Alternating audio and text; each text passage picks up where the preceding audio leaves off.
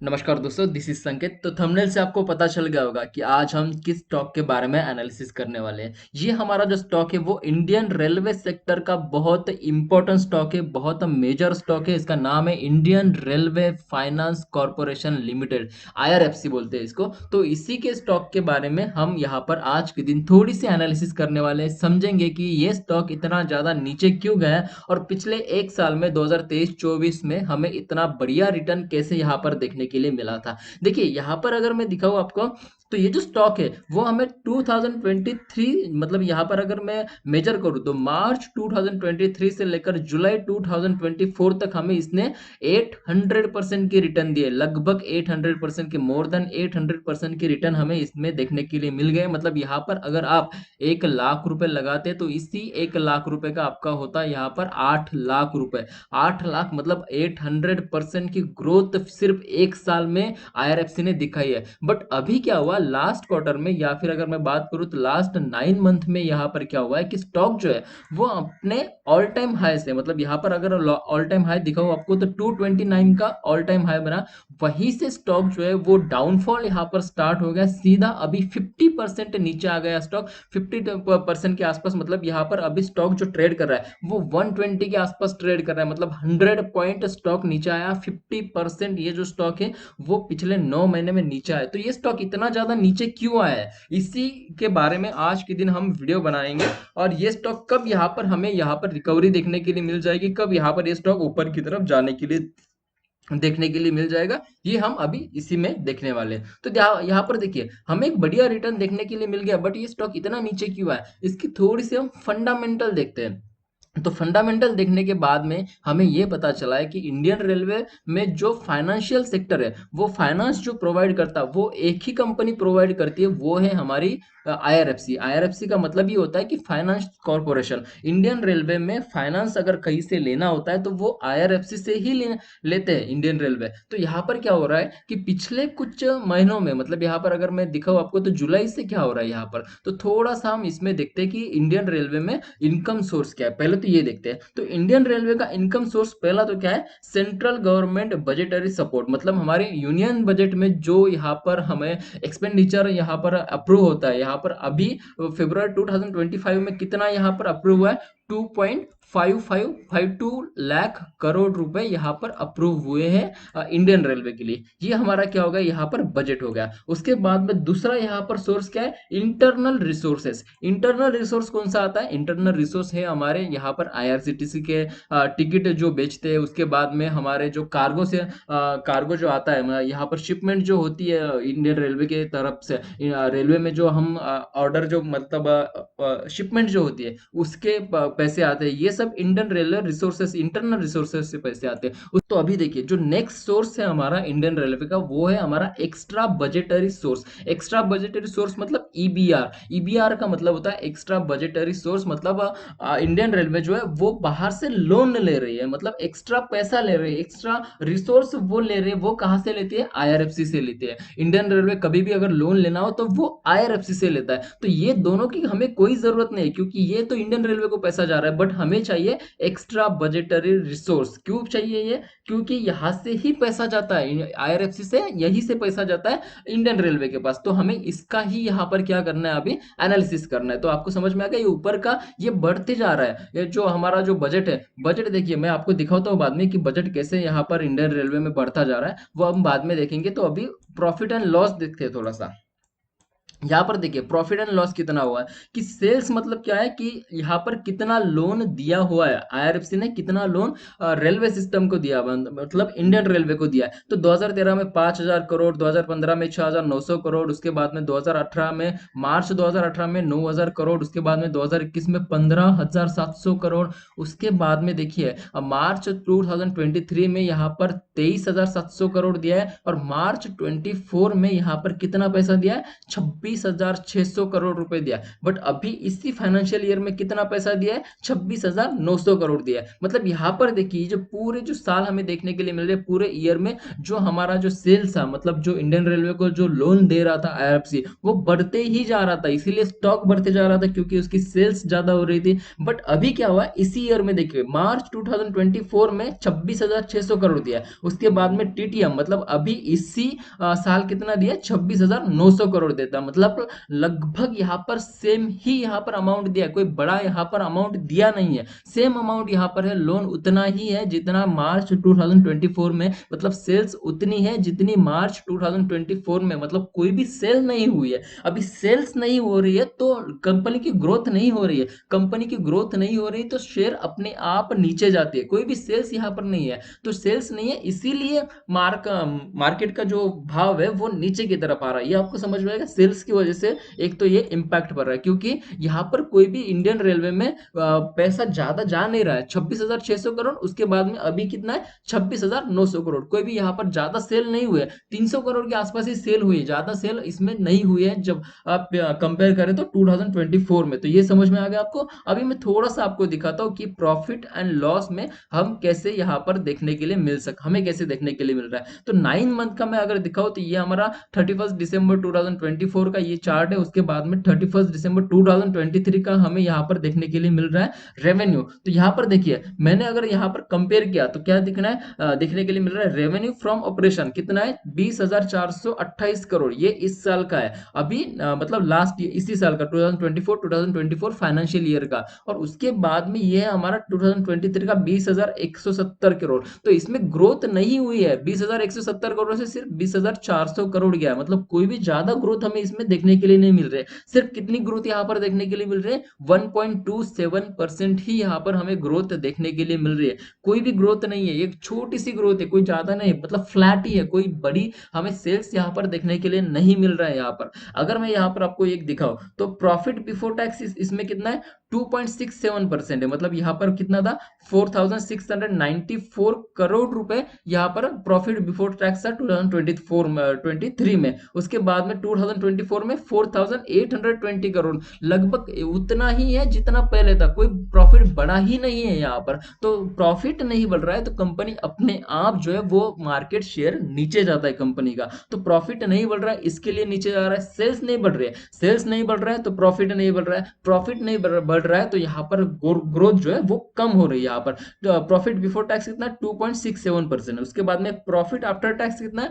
2.67% ही है। Profit after tax और profit before tax ये सेम क्यों है आईआरएफसी में? आईआरएफसी एक पीएसयू सेक्टर की गवर्नमेंट कंपनी है, तो इसमें कोई भी टैक्स नहीं लगता है, कोई भी टैक्स देना नहीं पड़ता है गवर्नमेंट को, क्योंकि ये सिर्फ गवर्नमेंट कंपनी और फाइनेंस की कंपनी है। और ये फाइनेंस में अगर इसमें अगर टैक्स हम लगाएंगे, यहाँ पर टैक्स लगाया, मतलब यहाँ पर अगर आईआरएफसी पे अगर टैक्स लगाया तो टैक्स कहाँ जाएगा? गवर्नमेंट के पास, और ये गवर्नमेंट क्या करेगी? फिर से वो रेलवे को देगी, मतलब घूम फिर के पैसा वहीं पर आ रहा है। तो यहाँ पर कोई भी टैक्स नहीं लेते, आईआरएफसी से कोई भी टैक्स नहीं लेता है गवर्नमेंट। तो ये आपको समझ में आ गया कि यहाँ पर कोई भी ग्रोथ नहीं हो रही है, ग्रोथ नहीं हो रही है पिछले 2 साल से, 1 साल से, मतलब 2024 से कोई भी हमें ग्रोथ देखने के लिए नहीं मिल रही है। सिर्फ कितने ग्रोथ हमें देखने के लिए मिल रहे हैं? 1.27% की ही ग्रोथ हमें यहाँ पर देखने के लिए मिल रही है, और प्रॉफिट में कितने? 2.647% की यहाँ पर ग्रोथ देखने के लिए मिल रही है। इसकी वजह से मार्केट में हमारा जो शेयर है वो नीचे की तरफ ट्रेड कर रहा है, मतलब यहाँ पर नीचे की तरफ जा रहा है।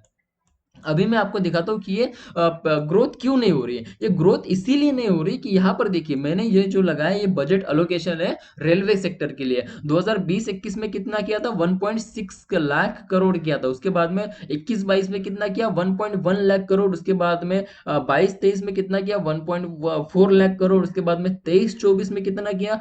2.4 लाख करोड़। उसके बाद में 24-25 में कितना किया? 2.52 लाख करोड़ किया था। उसके बाद में 25-26 मतलब अभी जो बजट हुआ है रिसेंटली 1 फरवरी को, वहां पर कितना अलोकेशन हुआ है रेलवे सेक्टर को? सेम ही हुआ है, 2.52% का यहाँ पर अलोकेशन हुआ है। मतलब यहाँ पर जो साल दर साल जो बजट है वो बढ़ते जा रहा है रेलवे सेक्टर में। 2020 में कितना था? सिर्फ 1.6 लाख करोड़ का बजट था। अभी 2025-26 में कितना बजट है? 2.52 लाख का बजट सेंट्रल गवर्नमेंट इसको अप्रूव किया है। मतलब यहाँ पर बहुत ज्यादा पैसा जो है वो रेलवे सेक्टर में डाल रहे हैं, सेंट्रल गवर्नमेंट ही डाल रही है, मतलब सीधा सीधा गवर्नमेंट डाल रही है। अभी गवर्नमेंट ही पैसा डाल रही है तो रेलवे सेक्टर को बाहर से पैसा इंपोर्ट करने की कोई भी जरूरत नहीं पड़ रही है। कोई जरूरत नहीं पड़ रही है तो आईआरएफसी रेलवे सेक्टर को पैसा ही नहीं दे रहे, क्योंकि रेलवे सेक्टर जो है वो आईआरएफसी से ही लोन लेता है, बाकी कहीं से लोन नहीं लेता है, सिर्फ आईआरएफसी से लोन लेता है। तो आईआरएफसी से लोन लेने की जरूरत ही नहीं पड़ रही। अभी जरूरत नहीं पड़ रही आईआरएफसी से लोन लेने के लिए, तो आईआरएफसी का सेल्स नहीं हो रहा है यहाँ पर, क्योंकि गवर्नमेंट जो है वो यहाँ पर पैसा ज्यादा डाल रही है। इसी वजह से आईआरएफसी में ये थोड़ा सा यहाँ पर सेल्स ग्रोथ जो है वो हमें कम देखने के लिए मिल रही है। अभी एक और चार्ट मैंने लगाया, ये आपको देखने के लिए मिल रहा था, ये पहले मैंने दिखा था इतना कि अलोकेशन कितना है, बजट अलोकेशन। अभी ईबीआर हम देखते हैं, जैसे कि मैंने आपको पहले बताया था कि ईबीआर अलोकेशन कितना हुआ है। देखिए यहाँ पर ईबीआर अलोकेशन कम होते जा रहा है। कब से कम होते जा रहा है? जब से यहाँ पर हमारा जो रेलवे सेक्टर का अलोकेशन बढ़ा है, बजट में जो गवर्नमेंट जो ज्यादा पैसा डाल रही है, वैसे ही ईबीआर जो है वो कम हो रहा है। मतलब लोन जो है रेलवे सेक्टर कम ले रहे हैं। लोन कौन देता है? आईआरएफसी देता है। तो यहाँ पर देखिए 2021 में कितना हुआ था अलोकेशन? 1.6 लाख करोड़ का हुआ था। तो ईबीआर कितना हुआ था? ईबीआर अलोकेशन 1,23,196 लाख करोड़ का यहाँ पर ईबीआर हुआ था। उसके बाद में 21-22 में कितना हुआ था? 1.1 लाख करोड़ का यहाँ पर क्या हुआ था? अलोकेशन हुआ था बजट में। तो उसके बाद में ईबीआर कितना लेना पड़ा था? 71,000 करोड़ का। उसके बाद में 22-23 में 1.4 लाख का ईबीआर बजट में अलाउ हुआ था, अलोकेशन हुआ था बजट में। और उसके बाद में यहाँ पर ईबीआर कितना लेना पड़ा था? रेलवे सेक्टर को 1 लाख करोड़ का ईबीआर लेना पड़ा था। उसके बाद में 23-24 में 2.4 लाख का हमें बजट हुआ था, अलोकेशन हुआ था, अलॉट हुआ था रेलवे सेक्टर को। तो ईबीआर कितना लेना पड़ा था? 49,700 का। और अभी जो है 2024-25 में कितना ईबीआर यहाँ पर कितना बजट अलोकेशन हुआ था? 2,52,000 का यहाँ पर ईबीआर मतलब बजट अलोकेशन हुआ था। तो ईबीआर कितना लेना? सिर्फ 10,000 करोड़ का ईबीआर इसमें देने के लिए देना पड़ा था आईआरएफसी को। मतलब यहाँ पर आईआरएफसी की सेल कम हो रही है। अभी 25-26 में भी 2.52 लाख का यहाँ पर हमें बजट अलोकेट हुआ है रेलवे सेक्टर के लिए। तो यहाँ पर भी ईबीआर कितना अलोकेट हुआ है? सिर्फ 10,000 करोड़ का लोन लेना पड़ रहा है, सिर्फ और सिर्फ। पहले कितना लिया था 2023-24 में? देखिए यहाँ पर अगर मैं दिखाऊं आपको तो 23-24 में 1 लाख करोड़ का लोन लिया था। उसके बाद में 49,000 करोड़ का लोन लिया था। तो ये ज्यादा लोन होने की वजह से क्या हो रहा था कि आईआरएफसी में सेल्स ज्यादा हो रही है, क्योंकि लोन कहाँ से लेते हैं रेलवे सेक्टर का लोन सभी आता है आईआरएफसी से। तो आईआरएफसी से लोन आ रहा था तो वो बड़ा लोन यहाँ पर ले रहे थे। बट अभी जो है वो पहले ही ज्यादा बजट यहाँ पर अलोकेट कर दिया, 2.52 लाख करोड़ का यहाँ पर बजट अलोकेट कर दिया है। तो इसकी वजह से कम लोन लेना पड़ रहा है। अभी कम लोन लेना पड़ रहा है तो इसकी वजह से जो सेल्स है आईआरएफसी की वो कम हो रही है।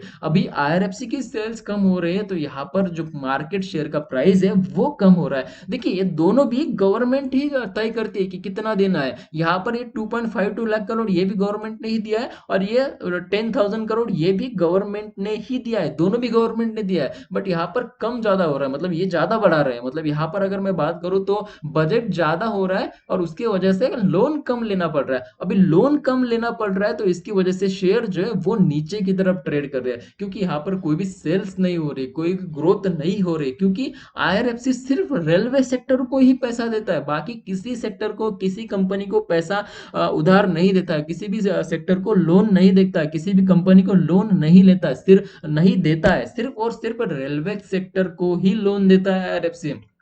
इसी वजह से जो है वो उनकी सेल्स कम हो रही है। बट अभी क्या हो रहा है कि ये सेल्स कम हो रही है, कम होने की वजह से क्या हो रहा है कि जो शेयर जो हमारा प्राइस जो है वो नीचे की तरफ ट्रेड कर रहा है। अभी प्राइस नीचे की तरफ ट्रेड कर रहा है तो इसमें इन्वेस्टर का लॉस हो रहा है, इन्वेस्टर का लॉस हो रहा है। ये सबको पता है कि मार्केट अभी यहाँ से नीचे जा रहा है, बट यहाँ पर अभी क्या करना होगा कि मार्केट फिर से यहाँ पर तेजी आ जाए आईआरएफसी शेयर में। तो इसमें क्या करना होगा कि पहले ही मैनेजर ने बताया, मतलब मैनेजमेंट ने, आईआरएफसी के मैनेजमेंट ने बताया कि यहाँ पर क्या होगा कि हम अभी सिर्फ और सिर्फ रेलवे सेक्टर को लोन ना देते हुए हम अदर कंपनीज को भी लोन देने की कोशिश करेंगे यहाँ पर। अगर हम अदर कंपनीज को भी लोन देने लगेंगे तो हमारा यहाँ पर क्या होगा कि सेल्स बढ़ेगी तो हमारा यहाँ पर प्रॉफिट बढ़ेगा तो अपने आप जो आईआरएफसी का शेयर है वो भी ऊपर की तरफ जाएगा, मतलब वहां पर भी हमें बढ़ोतरी देखने के लिए मिलेगी।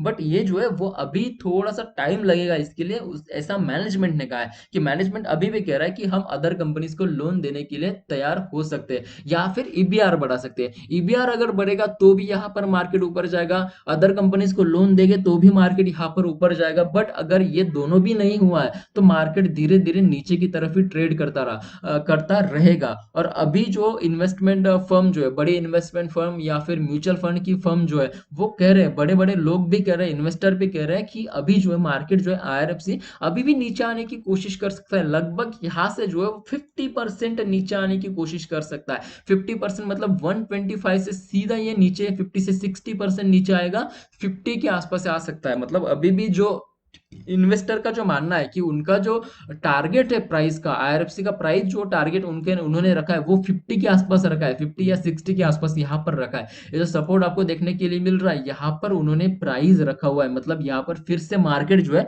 वो अभी भी नीचे की तरफ ही ट्रेड करने की कोशिश कर सकती है कुछ महीनों तक। अगर ये मार्केट अगर नीचे आती है, मतलब यहाँ पर आईआरएफसी का शेयर अगर नीचे आता है तो कब तक आ सकता है नीचे, कहाँ तक नीचे आ सकता है, ये 50 से 60 के आसपास आ सकता है। तो ये हमारा एक परफेक्ट पॉइंट हो सकता है बाय करने के लिए 50 से 60 के आसपास, क्योंकि यहाँ पर हमें एक अच्छी खासी बाइंग देखने के लिए मिल सकती है। तब तक क्या होता है कि मार्केट में थोड़े से नए रूल आ जाएंगे, मतलब आईआरएफसी में थोड़े से नए चेंजेस आ जाएंगे, ईबीआर बढ़ा सकते हैं या फिर नए कंपनी को लोन दे सकते हैं, दूसरे कंपनी को लोन दे सकते हैं आईआरएफसी। तो इसकी वजह से भी हमें थोड़ी सी क्या हो सकती है, यहाँ से मार्केट रिकवर करते हुए देखने के लिए मिल सकती है, यहाँ पर हमें एक अच्छा खासा प्रॉफिट देखने के लिए मिल सकता है। बट तब तक जो है वो मार्केट जो है आईआरएफसी का शेयर जो है वो नीचे की तरफ ही ट्रेड करता रहेगा। तो आपको ये वीडियो अगर समझ में आ गया होगा तो डेफिनेटली लाइक कीजिए, चैनल को भी सब्सक्राइब कीजिए और हमें टेलीग्राम पर भी ज्वाइन कर सकते हैं। उसकी लिंक मैंने जो है वो डिस्क्रिप्शन में दी हुई है, वहां पर जाकर आप टेलीग्राम पर या फिर ट्विटर पर भी ज्वाइन कर सकते हैं। अगर आपको वीडियो अच्छी लगी तो डेफिनेटली लाइक कीजिए, चैनल को भी सब्सक्राइब कीजिए। तो आज की वीडियो के लिए इतना ही, थैंक यू, धन्यवाद।